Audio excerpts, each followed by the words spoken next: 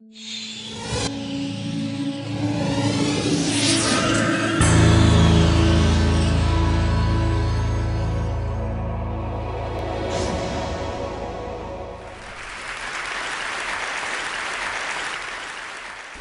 do you explain when things don't go as we assume? Or better, how do you explain when others are able to achieve things that seem to defy all of the assumptions? For example, why is Apple so innovative? Year after year after year after year, they're more innovative than all their competition. And yet, they're just a computer company. They're just like everyone else. They have the same access to the same talent, the same agencies, the same consultants, the same media. Then why is it that they seem to have something different? Why is it that Martin Luther King led the civil rights movement? He wasn't the only man who suffered in a pre-civil rights America, and he certainly wasn't the only great orator of the day. Why him? And why is it that the Wright brothers were able to figure out controlled powered manned flight when there were certainly other teams who were better qualified, better funded, and they didn't achieve powered manned flight, and the Wright brothers beat them to it?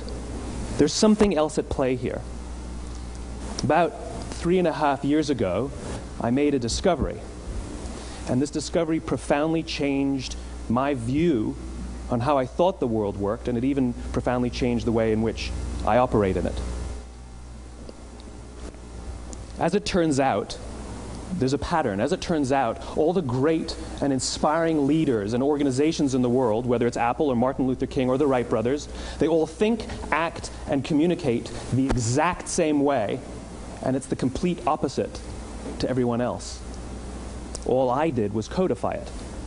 And it's probably the world's simplest idea. I call it the golden circle.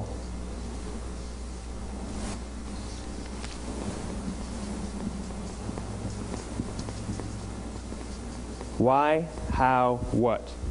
This little idea explains why some organizations and some leaders are able to inspire where others aren't. Let me define the terms really quickly. Every single person, every single organization on the planet knows what they do, 100%. Some know how they do it, whether you call it your differentiating value proposition or your proprietary process or your USP. But very, very few people or organizations know why they do what they do. And by why, I don't mean to make a profit. That's a result. It's always a result. By why, I mean what's your purpose? What's your cause? What's your belief? Why does your organization exist? Why do you get out of bed in the morning? And why should anyone care? Well, as a result, the way we think, the way we act, the way we communicate is from the outside in. It's obvious. We go from the clearest thing to the fuzziest thing. But the inspired leaders and the inspired organizations, regardless of their size, regardless of their industry, all think, act, and communicate from the inside out. Let me give you an example. I use Apple because they're easy to understand and everybody gets it. If Apple were like everyone else, a marketing message from them might sound like this: we make great computers. They're beautifully designed, simple to use, and user-friendly. Want to buy one? Meh. And that's how most of us communicate. That's how most marketing is done, that's how most sales is done, and that's how most of us communicate interpersonally. We say what we do, we say how we're different or how we're better, and we expect some sort of behavior, a purchase, a vote, something like that. Here's our new law firm. We have the best lawyers with the biggest clients. We have, we always perform for our clients, do business with us. Here's our new car. It gets great gas mileage. It has, leather seats. Buy our car. But it's uninspiring. Here's how Apple actually communicates. Everything we do, we believe in challenging the status quo. We believe in thinking differently. The way we challenge the status quo is by making our products beautifully designed, simple to use, and user-friendly. We just happen to make great computers. Want to buy one? Totally different, right? You ready to buy a computer from me? All I did was reverse the order of the information. What it proves to us is that people don't buy what you do, people buy why you do it. People don't buy what you do, they buy why you do it. This explains why every single person in this room is perfectly comfortable buying a computer from Apple. But we're also perfectly comfortable buying an MP3 player from Apple, or a phone from Apple, or a DVR from Apple. But as I said before, Apple's just a computer company. There's nothing that distinguishes them structurally from any of their competitors. Their competitors are all equally qualified to make all of these products. In fact, they tried. A few years ago, Gateway came out with flat-screen TVs. They're eminently qualified to make flat-screen TVs. They've been making flat-screen monitors for years. Nobody bought one. And Dell came out with MP3 players and PDAs. And they make great quality products, and they can make perfectly well-designed products, and nobody bought one. In fact, talking about it now, we can't even imagine buying an MP3 player from Dell. Why would you buy an MP3 player from a computer company? But we do it every day. People don't buy what you do, they buy why you do it. The goal is not to do business with everybody who needs what you have. The goal is to do business with people who believe what you believe. Here's the best part. None of what I'm telling you is my opinion. It's all grounded in the tenets of biology, not psychology, biology. If you look at a cross-section of the human brain, looking from the top down, what you see is the human brain is actually broken into three major components that correlate perfectly with the golden circle. Our newest brain, our Homo sapien brain, our neocortex, corresponds with the what level. The neocortex is responsible for all of our rational and analytical thought and language. The middle two sections make up our limbic brains, and our limbic brains are responsible for all of our feelings, like trust and loyalty. It's also responsible for all human behavior, all decision-making, and it has no capacity for language. In other words, when we communicate from the outside in, yes, people can understand vast amounts of complicated information like features and benefits and facts and figures. It just doesn't drive behavior. When we communicate from the inside out, we're talking directly to the part of the brain that controls behavior, and then we allow people to rationalize it with the tangible things we say and do. This is where gut decisions come from. You know, sometimes you can give somebody all the facts and your figures, and they say, I know what all the facts and details say, but it just doesn't feel right. Why would we use that verb? It doesn't feel right. Because the part of the brain that controls decision-making doesn't control language. And the best we can muster up is, I don't know, it just doesn't feel right. Or sometimes you say you're leading with your heart or you're leading with your soul. Well, I hate to break it to you, those aren't other body parts controlling your behavior. It's all happening here in your limbic brain, the part of the brain that controls decision-making and not language. But if you don't know why you do what you do, and people respond to why you do what you do, then how will you ever get people to vote for you or buy something from you, or more importantly, be loyal and want to be a part of what it is that you do? Again, the goal is not just to sell people who need what you have. The goal is to sell to people who believe what you believe. The goal is not just to hire people who need a job. It's to hire people who believe what you believe. I always say that, you know, there's if you hire people just because they can do a job, they'll work for your money. But if you hire people who believe what you believe, they work for you with blood and sweat and tears. And nowhere else is there a better example of this than with the Wright brothers.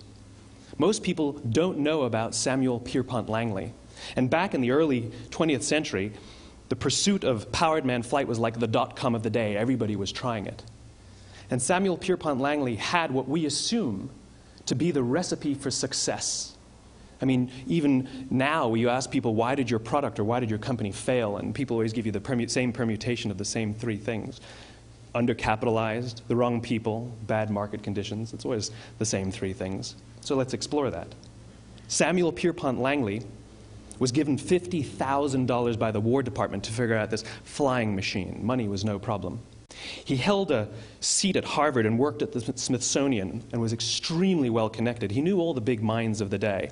He hired the best minds money could find, and the market conditions were fantastic. The New York Times followed him around everywhere, and everyone was rooting for Langley. And how come we've never heard of Samuel Pierpont Langley? A few hundred miles away in Dayton, Ohio, Orville and Wilbur Wright. They had none of what we consider to be the recipe for success. They had no money. They paid for their dream with the proceeds from their bicycle shop. Not a single person on the Wright brothers' team had a college education, not even Orville or Wilbur. And the New York Times followed them around nowhere. The difference was Orville and Wilbur were driven by a cause, by a purpose, by a belief. They believed that if they could figure out this flying machine, it'll change the course of the world. Samuel Pierpont Langley was different. He wanted to be rich, and he wanted to be famous. He was in pursuit of the result. He was in pursuit of the riches. And lo and behold, look what happened. The people who believed in the Wright brothers' dream worked with them with blood and sweat and tears. The others just worked for the paycheck. And they tell stories of how every time the Wright brothers went out, they would have to take 5 sets of parts because that's how many times they would crash before they came in for supper. And eventually, on December 17th, 1903, the Wright brothers took flight. And no one was there to even experience it. We found out about it a few days later. And further proof that Langley was motivated by the wrong thing, the day the Wright brothers took flight, he quit. He could have said, "That's an amazing discovery, guys. Now we'll improve upon your technology." But he didn't. He wasn't first. He didn't get rich. He didn't get famous. So he quit. People don't buy what you do, they buy why you do it. And if you talk about what you believe, you will attract those who believe what you believe. Well, why is it important to attract those who believe what you believe? Something called the law of diffusion of innovation. And if you don't know the law, you definitely know the terminology. The first 2.5% of our population are our innovators. The next 13.5% of our population are our early adopters. The next 34% are your early majority, your late majority, and your laggards. The only reason these people buy touch-tone phones is because you can't buy rotary phones anymore. We all sit at various places at various times on the scale, but what the law of diffusion of innovation tells us is that if you want mass market success or mass market acceptance of an idea, you cannot have it until you achieve this tipping point between 15 and 18% market penetration, and then the system tips. And I love asking businesses, what's your conversion on new business? And they love to tell you, oh, it's about 10%, proudly. Well, you can trip over 10% of the customers. We all have about 10% who just get it. That's how we describe them, right? That's like that gut feeling, oh, they just get it. The problem is, how do you find the ones that just get it before you're doing business with them versus the ones who don't get it?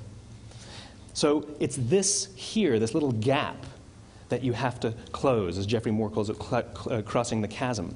Because you see, the early majority will not try something until someone else has tried it first. And these guys, the innovators and the early adopters, they're comfortable making those gut decisions. They're more comfortable making those intuitive decisions that are driven by what they believe about the world, and not just what product is available.